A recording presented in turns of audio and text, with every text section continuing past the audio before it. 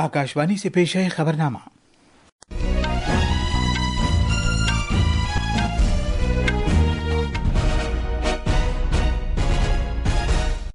आदाब। खबरनामे के साथ मैं असद। पहले इस वक्त की खास खबरें।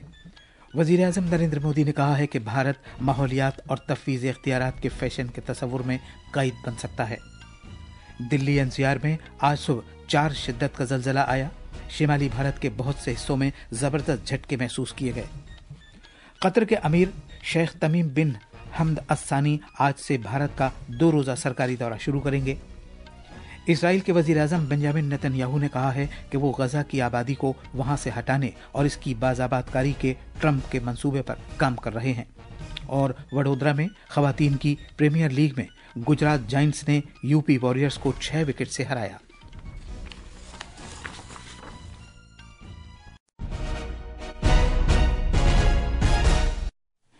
अब खबरें तफसील से।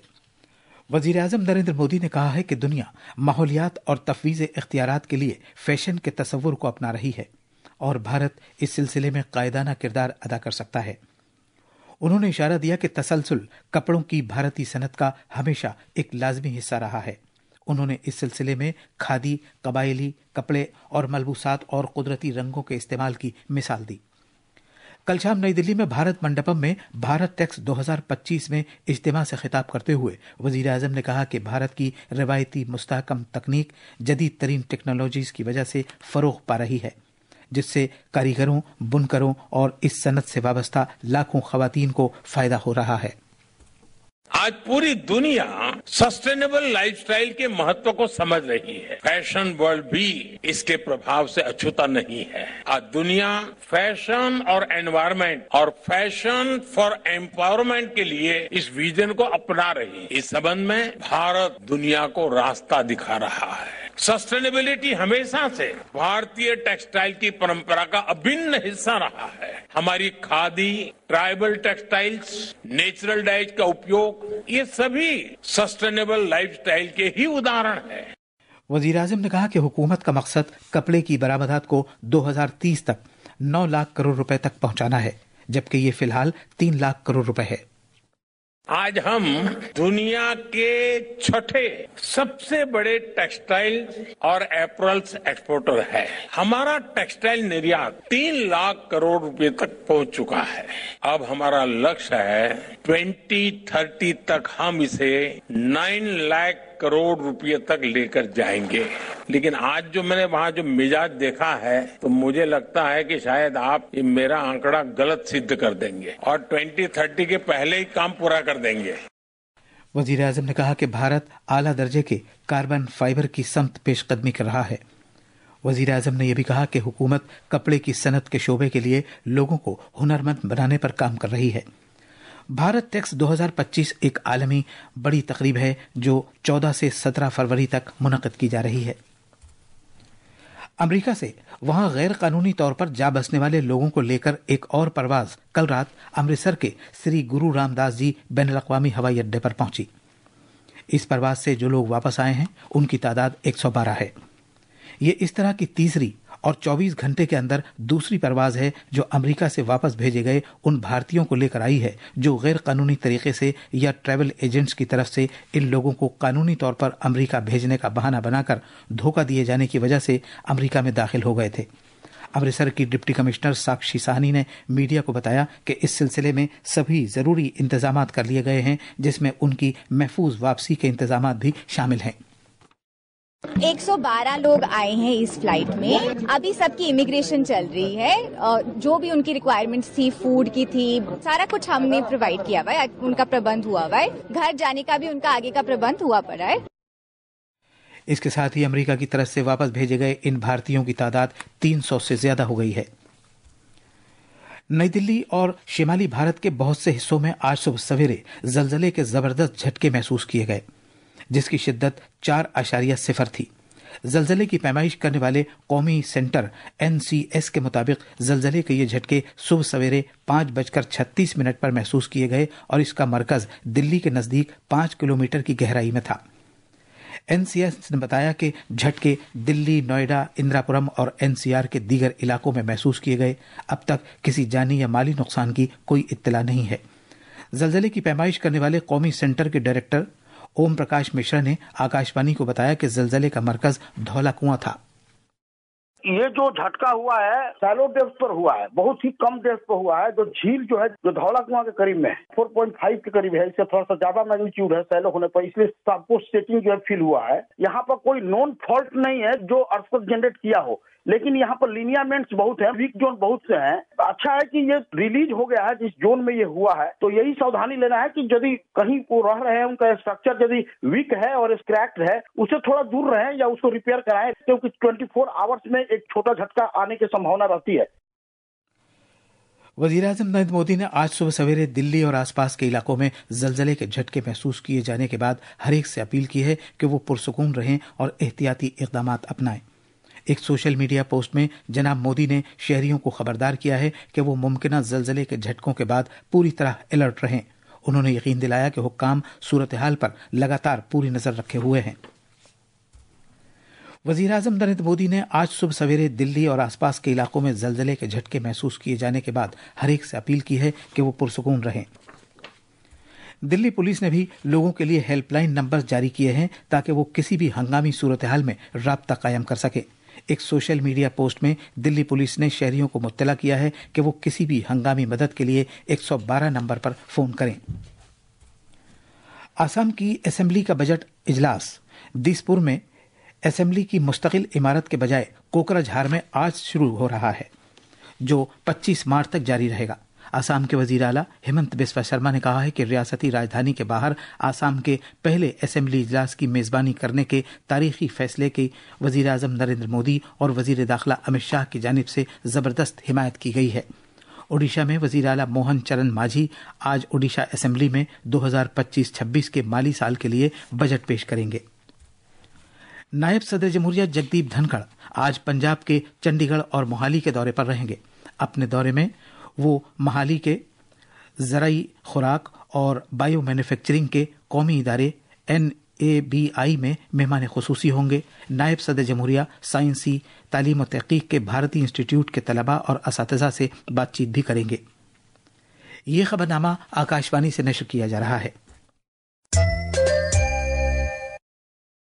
قطر کے امیر شیخ تمیم بن حمد الثانی آج سے بھارت کا 2 روزہ سرکاری دورہ شروع کریں گے۔ اپنے دورے میں شیخ تمیم وزیر اعظم نریندر مودی کے ساتھ مذاکرات کریں گے۔ ان کے ہمراہ وزراء، سینئر عہدیداران اور ایک کاروباری وفد سمیت اعلیٰ سطحی وفد بھی بھارت آ رہا ہے۔ وزارت خارجہ نے ایک بیان میں کہا ہے کہ قطر کے امیر کے دورے سے بڑھتی ہوئی کثیر رخی شراکت داری کو مزید تقویت ملے گی۔ بھارت اور قطر کے درمیان دوستی، اعتماد اور آپسی احترام کے گہرے تاریخی رشتے ہیں۔ وزارت خارجہ نے کہا ہے کہ حالیہ برسوں میں دونوں ملکوں کے درمیان تجارت، سرمایہ کاری، توانائی، ٹیکنالوجی، ثقافت کے شعبوں میں تعلقات لگاتار مضبوط ہوئے ہیں اور عوام سے عوام کے درمیان رشتے بھی بہتر ہوئے ہیں۔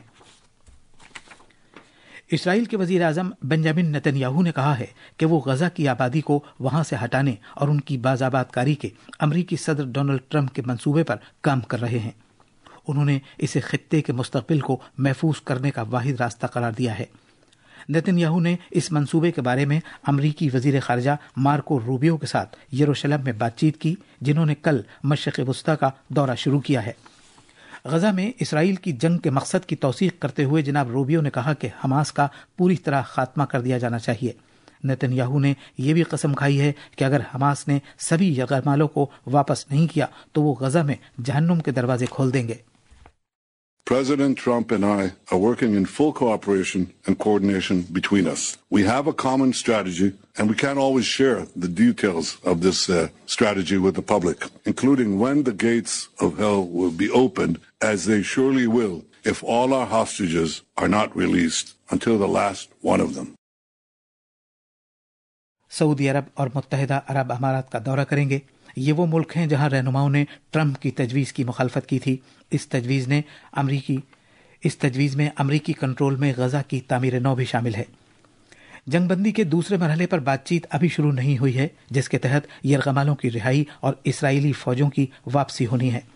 ٹرمپ کے ایلچی स्टीव विटकॉफ ने बताया कि बातचीत जल्द ही शुरू की जाएगी, जिसका मकसद 19 इसराइली फौजियों को रिहा कराना है। अब खबरें महाकुंभ से।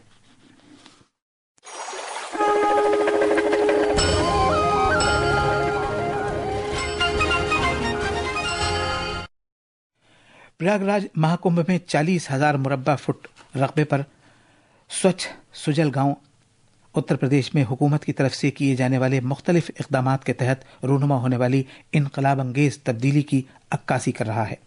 एक रिपोर्ट। ये मिसाली गांव बांदा, झांसी, चित्रकूट, ललितपुर और महोबा समेत बुंदेलखंड में पानी की किल्लत से निपटने के तरीकों को जाहिर करता है।